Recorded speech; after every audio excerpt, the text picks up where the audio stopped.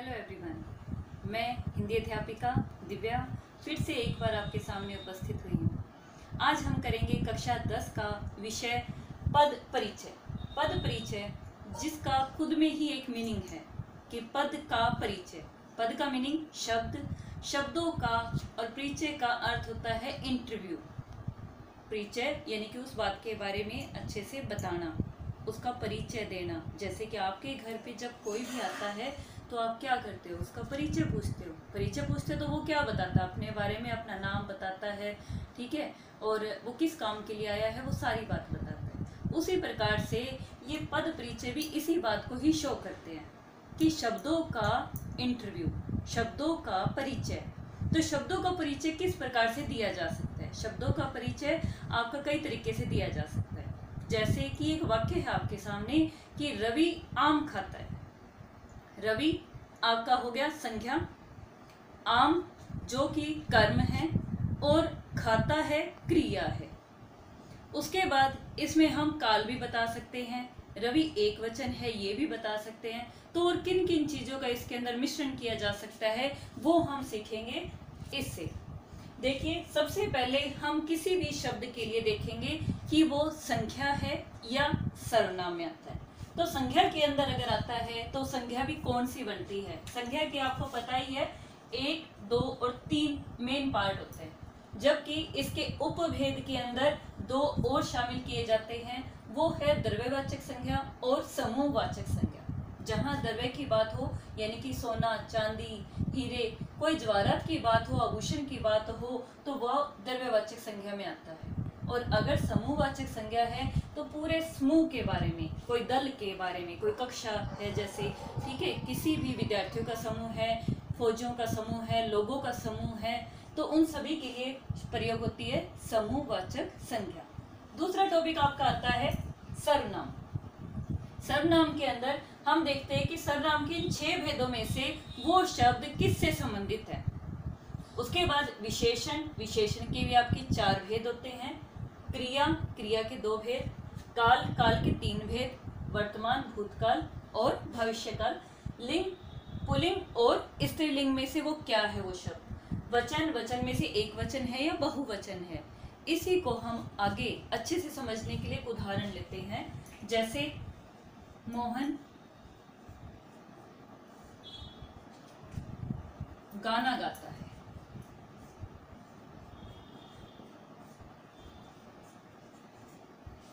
मोहन गाना गाता है। अब इसके बारे में अगर हमें इसका पद परिचय देने के लिए कह दिया जाए तो हम पहले बताएंगे कि मोहन क्या है। मोहन एक संख्या है। संख्या कौन सी है? व्यक्तिवाचक संख्या। व्यक्तिवाचक संख्या, एक वचन। एक वचन कई बार हमें इस शब्द से भी ना पता लगे तो हम लास्ट में भी देख के उसका आइडिया लगा सकते हैं। एक वचन। उसके बाद तीसरा हम इसके लिए बता सकते हैं पुल्लिंग। लिंग बता सकते हैं कि मोहन क्या है? व्यक्तिवाचक संज्ञा है, एक वचन है, और क्या है वो? पुल्लिंग है। पुल्लिंग का अगर ऐसे ना पता लगे तो आपको लास्ट में ही देख के पता लगाना है कि गाता है, ता है आ गया, तो अर्थात ये पुल्लिंग के अंदर आएगा। उसके बाद गाना शब्द। गाना क्या है? एक कर्म बता दिया गया है, तो ये क्या हो जाएगा? सकर्मक क्रिया। गाना एक होता है, अनेक के लिए हम गाने लिखते हैं, तो ये भी क्या है? एक वचन। उसके बाद गाता है। गाता है के लिए हमने बताना है कि ये क्या है, तो हमने इसका बताना है कि क्रिया है, ठीक है, क्रिया है। उसके बाद पुल्लिंग है भूतकाल, वर्तमान काल या भविष्य काल, किस काल के अंदर आता है वो भी हमने बताना है कि ये वर्तमान काल में आता है। इस तरह से हमने इसके बारे में बताना है। इसमें एक चीज और, कारक और रह गए। कारक के बारे में भी हमें बताना होता है कि कारक कौन सा है। अगर कोई भी आपका शब्द आता है में, पर, से, इस तरह के, तो हमें कारक भी बताना पड़ता है कि कौन सा कारक है। फिलहाल इस वाक्य के अंदर मोहन कर्ता कारक है, काम को करने वाला। तो ये होता है पूरा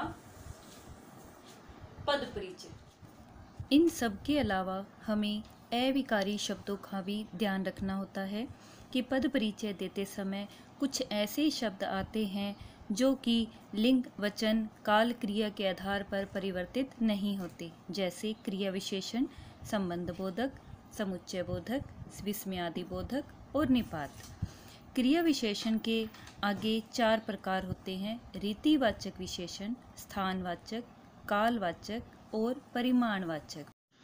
आपकी सुविधा के लिए यहाँ कुछ वाक्य दिए गए हैं, जैसे पहला वाक्य है, यह किताब मेरी छोटी बहन की है, इसलिए मैं तुम्हें नहीं दे सकता।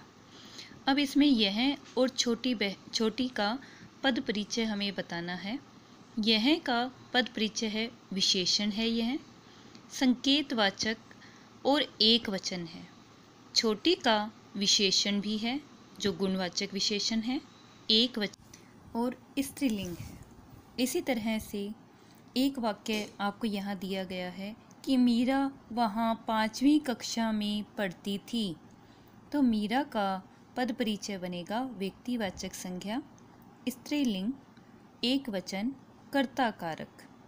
वहाँ शब्द का पद परिचय है क्रिया विशेषण, स्थानवाचक।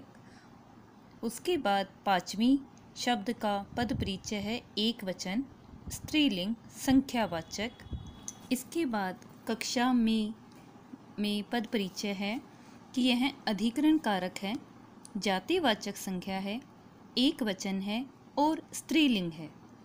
इसके बाद जो लास्ट में रहता है, 5 पढ़ती थी, देखिए भूतकाल की बात हो रही है, अकर्मक क्रिया है, स्त्रीलिंग है और अन्य पुरुष कृतवाच्य के अंदर आता है।